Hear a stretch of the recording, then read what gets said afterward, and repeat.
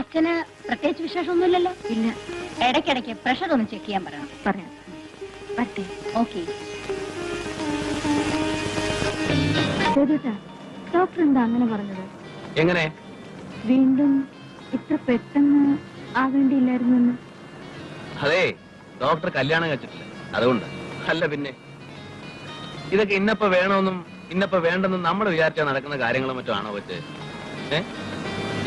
ഞാൻ നമ്മുടെ ഓരോ ഗതികേട് ആലോചിക്കുക. കല്യാണം കഴിഞ്ഞിടയ്ക്ക് എവിടെയെങ്കിലും LFC എടുത്ത് ഒരു ഹണിമൂൺ ട്രിപ്പിന് പോകണമെന്ന് വിചാരിച്ചായിരുന്നു. അച്ഛനും അനിയത്തി ഒറ്റയ്ക്കാവുമല്ലോ എന്നായിരുന്നു നിർമ്മലയുടെ ഭക്ഷണം. സൗകര്യമായിട്ടൊന്ന് മാറി താമസിക്കാന്ന് വെച്ചാൽ അത് നടക്കണ്ടായി. അപ്പോഴേക്കും സോണിമോളുണ്ടായി. എന്നാ പിന്നെ സീതയുടെ കല്യാണം കഴിഞ്ഞിട്ടാകാം മുൻകാല പ്രാബല്യത്തോടു കൂടി ഒരു മധുവിധു എന്ന് കരുതിയപ്പോ കിടക്കുന്നു. അയ്യോ, മോളിപ്പോ ഒറ്റയ്ക്കാണ്. ചിറ്റമ്മ ബുദ്ധിമുട്ടിപ്പിക്കുന്നുണ്ടാവും. നിർമ്മലക്ക് എല്ലാ കാര്യത്തിലും ആവശ്യത്തിലും കൂടുതലാണ് കണ്ടത്. ഒന്ന് സമാധാനമായിട്ടിരുന്നേ. ഹരിയുടെ അമ്മ പരിചയമില്ലാത്ത ആളോ മറ്റോ ആണോ? ഇതിനടുത്ത്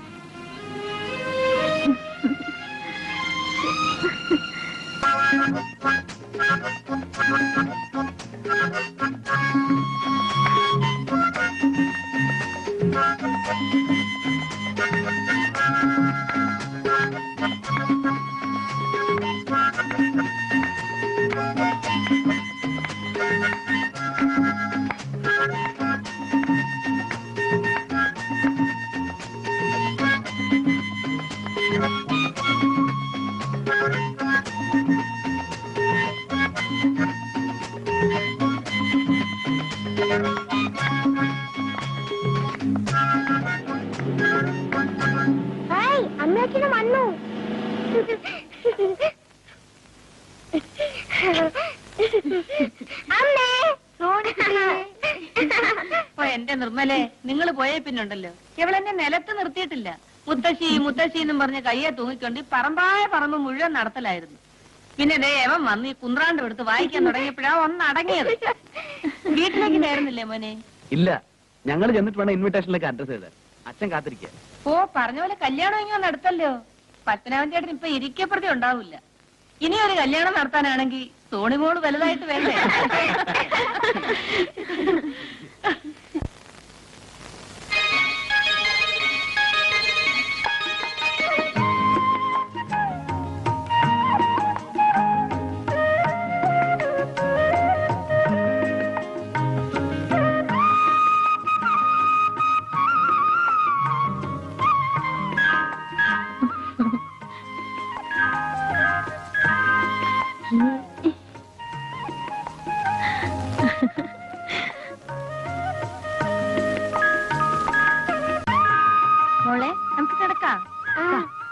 സോണിക്കുട്ടി അച്ഛന്റെ അടുത്താണോ കിടക്കുന്നേ, അമ്മയുടെ അടുത്താണോ കിടക്കുന്നേ?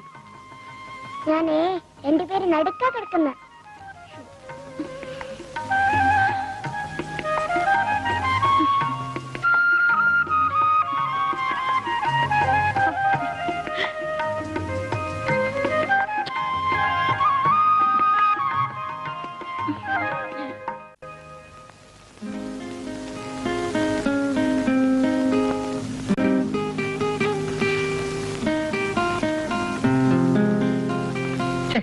നാണോ ഇല്ലല്ലോ എന്നാ ഞാൻ ആലോചിക്കുന്നത്.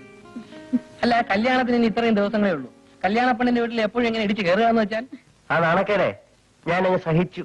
ഇല്ലേ മോളെ? ആ പിന്നെ നന്ദു വന്നത് ഏതായാലും നന്നായി. ഞാൻ അങ്ങോട്ട് ഫോൺ ചെയ്യാനിരിക്കായിരുന്നു. എന്താ? 18-ാം തീയതി സോണിമോളുടെ ബർത്ത്ഡേ ആണ്. നന്ദു വരണം. 21-ാം തീയതി കല്യാണമാണെന്ന് കരുതി ഡെലിക്കസി ഒന്നും വേണ്ട.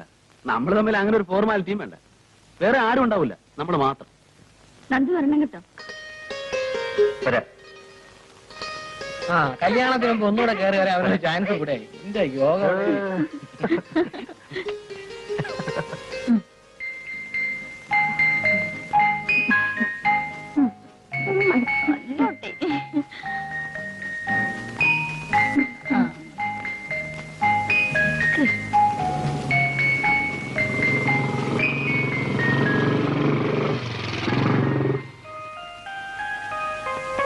നന്ദു എത്തിയല്ലോ. എന്താ വൈകുന്നെന്ന് ഞാൻ ആലോചിക്കായിരുന്നു.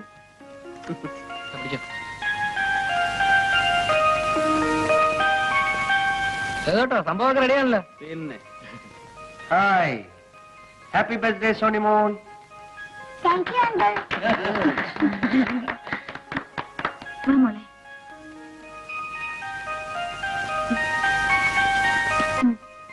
ഊതു ഊതു.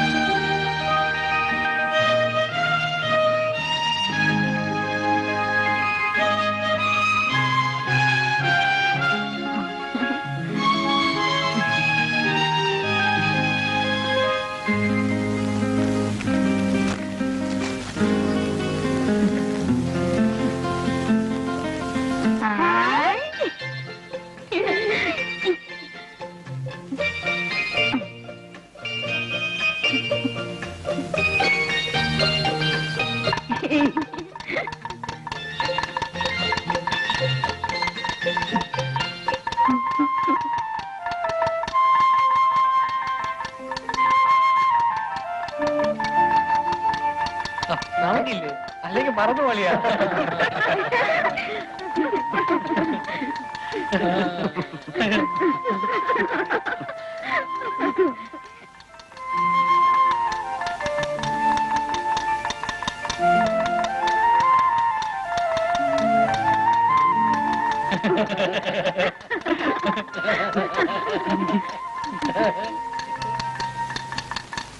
അങ്കിൾ ഇതൊന്ന് വായിച്ചു. ഞാൻ വായിക്കാം.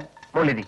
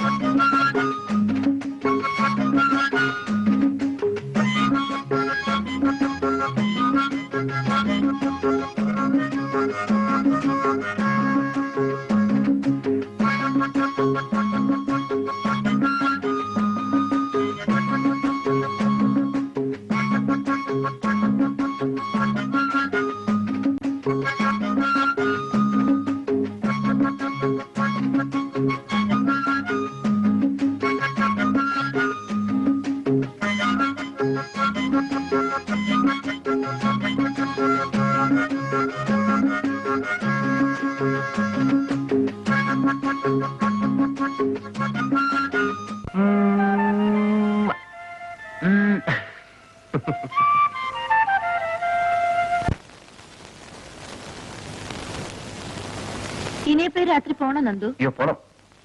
നമുക്ക് ഇവിടെ കൂടെ വേണോ നന്ദു? അത് പറ്റില്ല. കല്യാണത്തിന് ഇനി 3 ദിവസമല്ലേ ഉള്ളൂ. അവിടെ ആൾക്കാരൊക്കെ എത്തുമല്ലോ. അവിടെ ചെന്നിട്ട് കുറെ അറേഞ്ച്മെന്റ്സ് ചെയ്യാനുള്ളതാണ്. എന്നാ ചെല്ലേ, കൂടുതൽ വൈകിക്കണ്ട. നീ വരുന്നില്ലേ? അയ്യോ, നല്ലൊരു ദിവസമായിട്ട് ഞാൻ ഇവിടെ നിന്ന് വയറ് നിറച്ചു എല്ലാം കഴിച്ചിട്ടേ വരുന്നുള്ളൂ. അല്ലേ കേട്ടാ? ഇങ്ങനൊരു സാധനം. അപ്പൊ ശരി, എല്ലാവരോടും